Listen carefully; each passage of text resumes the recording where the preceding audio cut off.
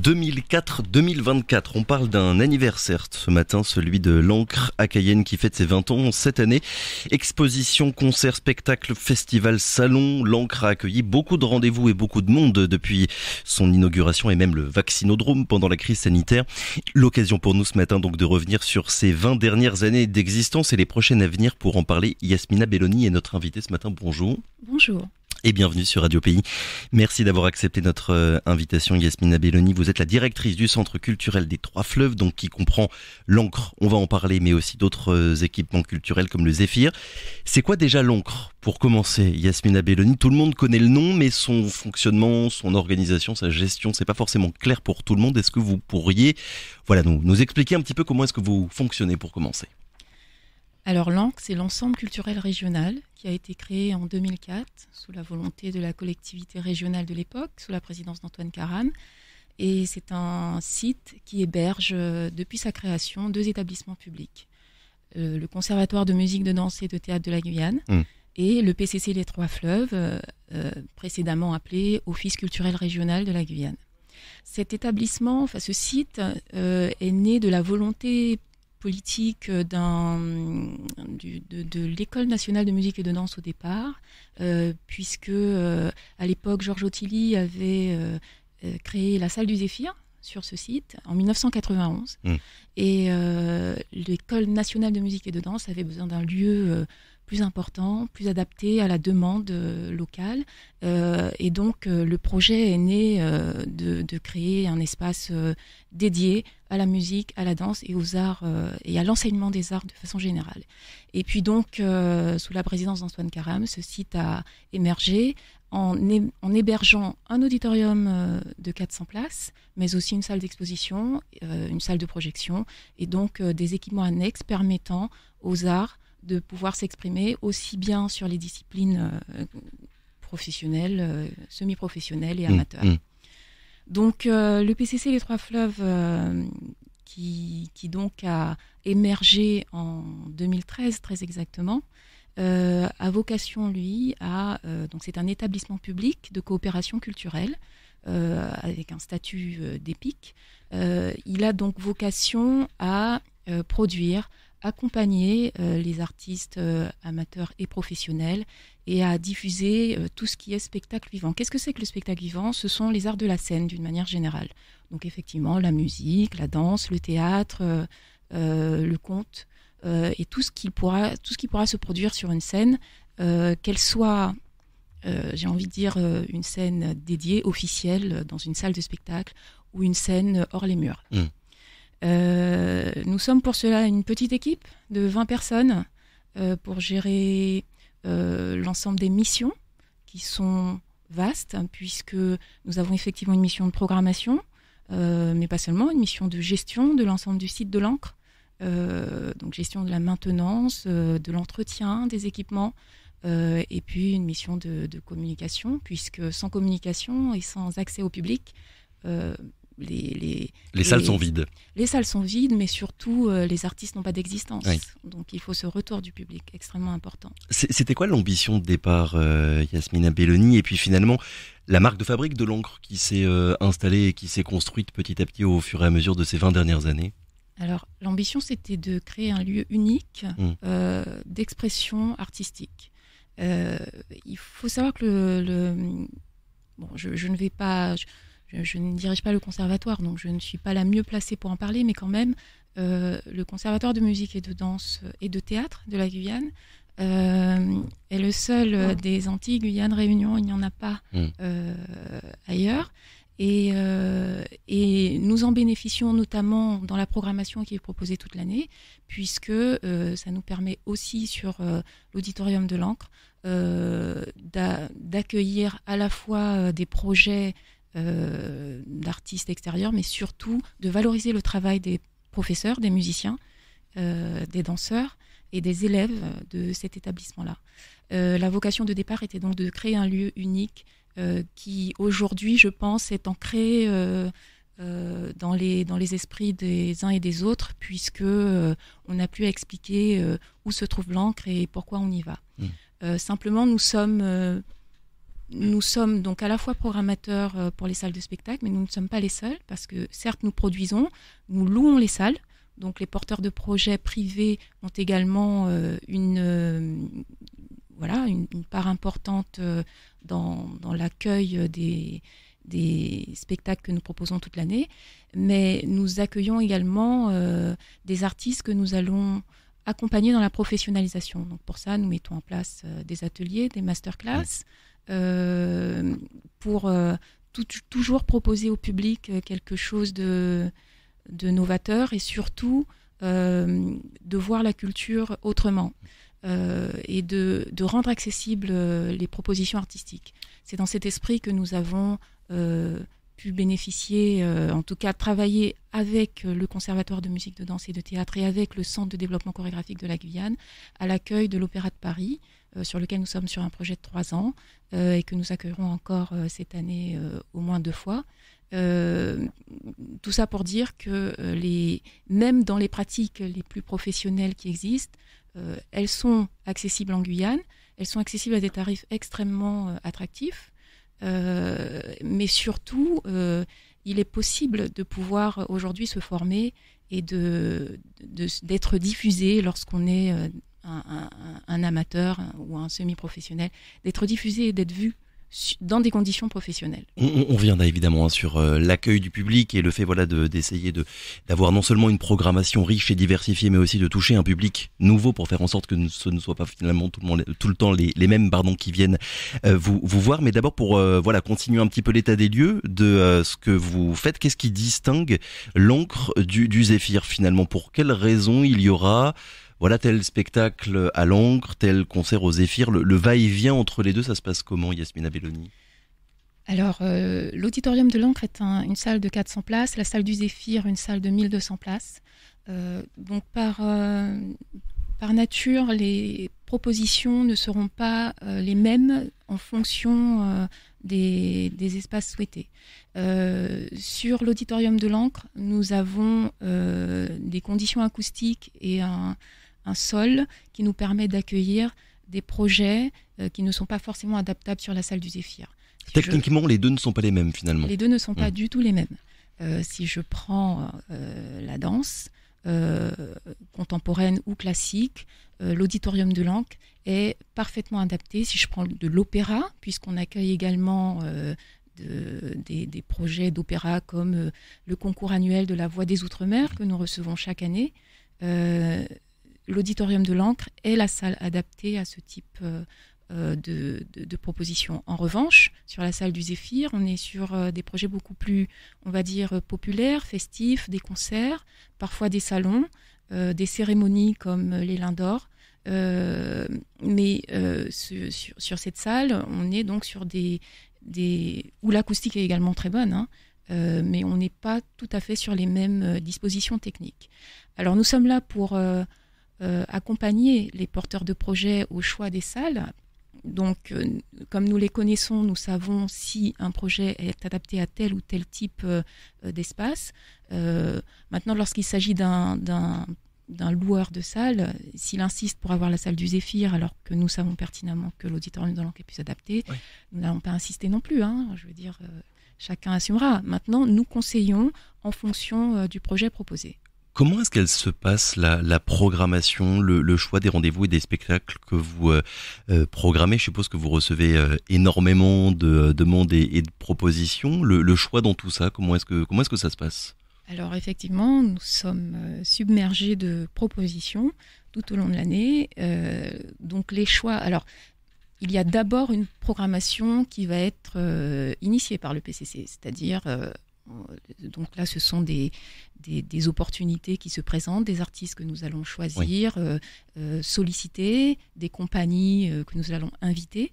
Et donc ça, souvent, ça se passe longtemps à l'avance. Ça, c'est pas quelque chose qu'on prévoit d'une semaine à l'autre. Oui, on parle d'un an à peu près, c'est bien ça, pour la scène culturelle? Oui, au minimum.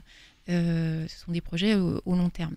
En revanche, on est par ailleurs, là aussi, sollicité par des projets extérieurs, des porteurs de projets pour lesquels nous serons parfois partenaires, mais parfois simples, on va dire hôtes, c'est-à-dire on va juste les accueillir, leur proposer les moyens techniques Et puis, ils vont développer leurs projets, communiquer comme ils veulent, etc. Ces projets-là, ils sont choisis en fonction des contenus. Donc, en fonction des contenus, ça veut dire quoi ? Ça veut dire que en fonction de la période de l'année, si on est pendant le carnaval et qu'on a une proposition qui n'est pas... donc je parle de cette période parce qu'on y est, en janvier-février, et qu'on a une proposition artistique qui n'est pas cohérente avec le contexte culturel régional, Oui. on va échanger avec le porteur de projet, mais en général, on va reporter la proposition à une autre période de l'année. Il faut qu'il y ait un lien finalement entre l'actualité culturelle du territoire et il faut rester cohérent. Maintenant, nous programmons en janvier-février des choses qui vont attirer un public qui n'est pas un public forcément qui va se déplacer sur des propositions carnavalesques. Si je prends l'exemple du mois de janvier, là tout de suite, nous avons donc démarré la programmation le week-end dernier en accueillant Oroyo, qui était un projet de conférence illustrée avec Yann Villageois, sur une problématique d'évolution des percussions traditionnelles de Guyane. Voilà, c'est des choses extrêmement intéressantes, là aussi novatrices, mais qui apportent au public un œil nouveau. On accueille le 30 janvier Stéphane Floricien avec ses 2 derniers longs métrages, Chim un chien et 2 semaines chrono. Là, c'est du cinéma. On est dans la période de carnaval, mais voilà, on est sur des propositions complémentaires de ce qui se passe sur le reste du territoire, mais qui répondent à une demande du public aussi. Voilà, on ne va pas proposer un concert d'un des groupes carnavalesques un samedi soir, alors qu'on sait très bien que il y aura personne ailleurs. Ouais. Évidemment. C'est quoi la part qui est faite entre les artistes guyanais et ceux qui viennent de l'extérieur, évidemment de l'Hexagone, mais aussi de toute la scène internationale ? Alors en fait, il n'y a pas de règles et il n'y a pas de proportion. Il n'y a pas de quota. Il n'y a pas de quota, tout simplement parce que c'est une question de coût, de financement. Un seul projet peut entamer l'ensemble du budget. Ouais. Donc en fait, il s'agira justement d'équilibrer au mieux les propositions locales qui sont nombreuses et les propositions artistiques extérieures qui nous demandent à la fois de financer le coût de la production, mais également le transport, l'hébergement et la prise en charge de l'ensemble du séjour. Donc ce sont des coûts extrêmement élevés.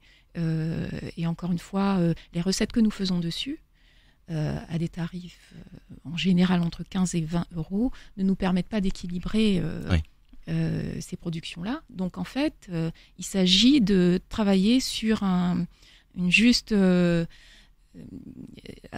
équilibre entre les propositions extérieures intéressantes et qui nous apportent vraiment un regard neuf sur les choix artistiques, mais aussi de continuer à valoriser notre production artistique locale que nous accompagnons également vers l'extérieur.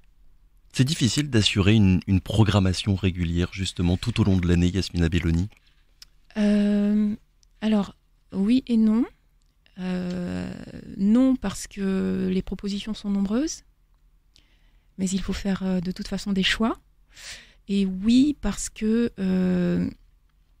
les coûts sont élevés, donc on ne peut pas faire tout ce qu'on veut. C'est pas que les idées ne manquent pas, les envies sont là, mais parfois nous sommes confrontés à des réalités financières qui nous empêchent. Alors, nous avons un financement régulier de la collectivité territoriale, puisque nous sommes un établissement public. Actuellement, donc, la présidence du conseil d'administration de l'EPCC Les Trois Fleuves est assurée par Emmanuel Prince. Nous avons donc un accompagnement régulier de la collectivité territoriale sur la dotation annuelle. Donc c'est la base sur laquelle nous travaillons pour pouvoir estimer que tel ou tel projet pourra faire l'affaire cette année ou l'année prochaine. Maintenant, nous avons également des partenaires publics ou des partenaires privés ou des partenariats qui nous permettent là aussi d'aboutir sur des choses que nous n'aurions pas pu faire seuls. Un point qu'on a commencé à aborder il y a quelques minutes, Yasmina Belloni, le lien entre ce qui est proposé à l'Ancre et aussi un petit peu aux Zéphyrs évidemment, et dans tout le reste de la Guyane. Est-ce qu'il y a une volonté de votre part, de déployer en fait des rendez-vous, des ateliers, des masterclass dans les autres communes qui sont pour le coup éloignées des grands moments culturels? Oui, absolument. Notre vocation, elle est effectivement de produire, de programmer et de gérer des salles de spectacle, mais aussi de diffuser les projets sur le territoire. Donc, nous déployons toute l'année, et ça depuis le départ, dès que c'est possible, les propositions que nous avons en salle sur les communes du littoral, mais aussi sur le fleuve, lorsque c'est possible. Alors, je dis lorsque c'est possible parce que il faut savoir que programmer en commune, c'est partir et c'est délocaliser des moyens techniques comme en salle, parce qu'il n'est pas question d'aller proposer quelque chose qui ne... Oui, de moindre qualité que ce que vous pourriez faire à l'Ancre. Voilà. Alors, on ne pourra jamais reconstituer des salles. Vous savez que le contexte de Guyane fait que malheureusement, nous manquons d'équipements artistiques, d'équipements professionnels et de salles de spectacle sur le territoire. Donc, ça veut dire qu'on va être hors les murs. Et pour ça, nous devons déployer des moyens en son, en lumière, extrêmement importants pour le moins de petits projets que nous allons déplacer pour que ce public ait une proposition quasi identique à celle qu'il aurait pu retrouver en salle, même si ce n'est pas tout à fait possible partout. Donc nous allons dans des lieux, dans des lieux parfois improbables, dans des lieux comme des salles de classe, dans des écoles ou dans des halls, et nous reconfigurons des espaces scéniques. Justement, sur cet aspect-là, Yasmina Belloni, la Guyane n'a pas assez d'équipements culturels. Il y a un récent rapport qui a rappelé que pour les 2,7 millions d'habitants dans tous les outre-mer, il y a au total seulement 2 conservatoires. On a commencé à en dire quelques mots tout à l'heure. 2 scènes nationales, aucune salle de plus de 3000 places et aucun musée d'art contemporain. Votre avis et votre constat à ce niveau-là, c'est quoi? Tant que le territoire ne sera pas suffisamment équipé, finalement, vous serez toujours confronté au même frein. La Guyane est confrontée à un déficit structurel extrêmement important depuis toujours. Et donc aujourd'hui, le frein majeur est effectivement le manque de salles. Alors il ne s'agit pas d'avoir des salles de 400 places ou 2200 places comme nous avons sur le site de l'Ancre, mais même des salles de 200 places ou 250 places suffiraient largement, et quelques-unes dans des lieux majeurs. Si je prends l'exemple du centre littoral de l'Ouest ou de l'Est, donc notamment Saint-Laurent-du-Maroni. Alors je crois qu'il y a un projet de salle sur Saint-Laurent-du-Maroni, je ne sais pas où ils en sont, mais en tout cas c'est indispensable aujourd'hui, parce que lorsque nous devons aller dans l'Ouest, nous sommes là aussi confrontés aux mêmes difficultés que si on doit aller sur Sinnamary, sur Roura ou sur Saint-Georges et Regina. Et nous avons effectivement besoin, notre mission est de diffuser sur le territoire. Donc pour limiter nos coûts, l'idéal aurait été que lorsque nous arrivons, nous ayons un minimum de moyens techniques adaptés, et ça nous permettrait de diffuser bien davantage pour les publics qui sont finalement très éloignés de Cayenne. Oui. Et qui n'ont pas accès de façon régulière aux propositions hebdomadaires et mensuelles que nous proposons tout au long de l'année. Justement, puisqu'on parle du public depuis la fin de la crise sanitaire, et là pour le coup c'est au niveau national, il y a beaucoup de professionnels, des musées, des théâtres ou même des cinémas qui constatent une fréquentation en baisse, ou en tout cas qui ne parvient pas à retrouver son niveau d'avant le Covid-19. De votre côté, ça donne quoi à ce niveau-là ?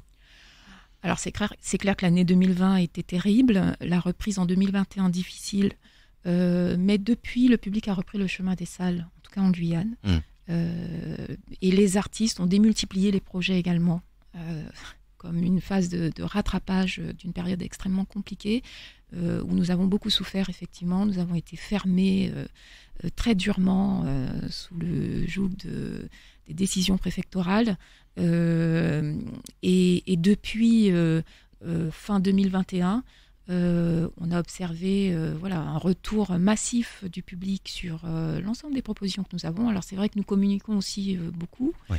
On a une politique de communication importante, donc un budget important consacré à la communication pour toucher un maximum de public, pas uniquement celui de l'île de Cayenne, mais bien au-delà, afin que chacun profite et bénéficie de tout ce que nous pourrons proposer en termes de programmation.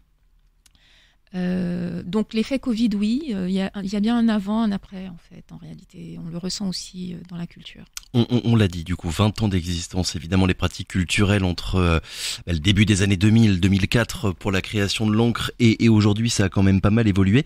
Est-ce qu'il y a une volonté de votre part d'arriver à toucher un nouveau public? Et là, je pense évidemment aux plus jeunes, mais pas que, toutes les personnes qui n'ont pas forcément le réflexe de se déplacer pour voir une exposition, aller voir un spectacle de théâtre, même une projection de film, comme vous nous le disiez tout à l'heure. Voilà, est-ce qu'il y a de votre part une envie finalement de mettre en place certaines stratégies peut-être pour faire en sorte que ces personnes-là viennent vous voir? Oui, tout à fait. Alors justement, à l'occasion de ces 20 ans de l'encre, nous allons déployer un certain nombre de projets pour à la fois, par exemple, rappeler l'histoire du site sous la forme de cycle de conférences. Donc on a une série de conférences de prévues, développer des projets éducatifs. Il faut savoir que toute l'année, nous recevons énormément de scolaires, à la fois sur des projets que nous proposons, parce que systématiquement, lorsqu'il s'agit de théâtre, par exemple, nous proposons des séances scolaires. Et donc, les scolaires peuvent bénéficier là aussi de cette programmation, et c'est très important, l'éducation artistique des jeunes. Mais par ailleurs, les scolaires qui ont des projets sont massivement accueillis également à l'encre.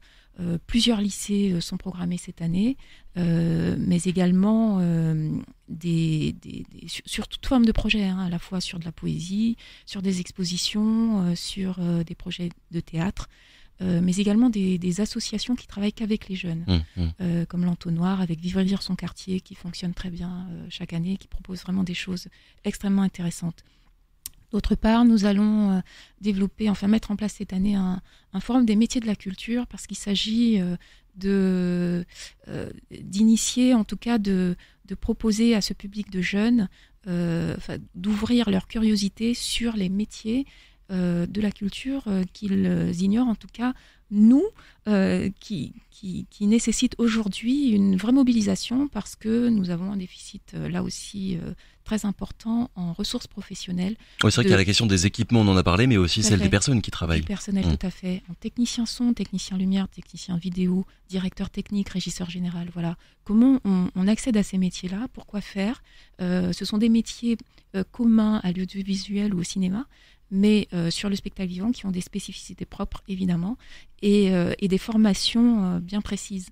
Donc ce forum des métiers de la culture est important aujourd'hui pour que les jeunes d'aujourd'hui et le réflexe finalement des métiers culturels, soient interpellés et se disent pourquoi pas moi. En tout cas, nous aujourd'hui, on a besoin d'intermittents du spectacle, en son, en lumière, en vidéo, etc., parce que ce sont là aussi des secteurs d'activité en carence. Il y a quoi de prévu dans les semaines et les mois qui viennent, Yasmina Belloni, pour marquer le coup, j'ai envie de dire? Est-ce qu'il va y avoir une programmation spéciale cette année pour célébrer les 20 ans de l'encre? Alors oui, nous avons une programmation bien évidemment de concerts, de théâtre, d'expositions, de danse. Nous accueillons des concours. Pour la première fois, il y aura le concours intercaribéen de la danse, qui aura lieu le mois prochain. L'Opéra de Paris, comme je l'ai dit tout à l'heure, des résidences de création de théâtre. Et nous démarrons dès le mois prochain là aussi, avec des projets tout à fait inédits. Un gros projet avec la SACEM sur les droits d'auteur et le statut d'artiste professionnel. Comment on devient un artiste, pourquoi faire, et comment on protège ses droits. Ça, c'est très important. Et avec la SACEM, nous allons faire une tournée sur le territoire pour accéder à tous ces publics et répondre à leurs questions surtout. Et bien évidemment, la valorisation des élèves, du travail des élèves, sous la forme là aussi de projets qui sont en préparation pour cette année, de gros projets, et notamment au mois de juin. Et puis, un programme. Alors chaque année, nous avons un programme, on va dire, d'activité et d'animation au mois de juillet sur le territoire. Cette année, ce sera concentré sur l'encre, puisque ce sont les 20 ans. Et le mois de juillet en particulier sera vraiment festif. Voilà. Alors, question difficile, mais est-ce qu'il y a un moment en particulier qui vous revient quand vous pensez à ces 20 dernières années, Yasmina Belloni, quelque chose que vous avez vu, entendu sur la scène de l'encre et qui vous a peut-être touché, peut-être plus que d'habitude? Oui, c'est une question très difficile. Oui. Parce que pour la plupart des projets accueillis, c'est vrai qu'il y a eu plusieurs coups de cœur.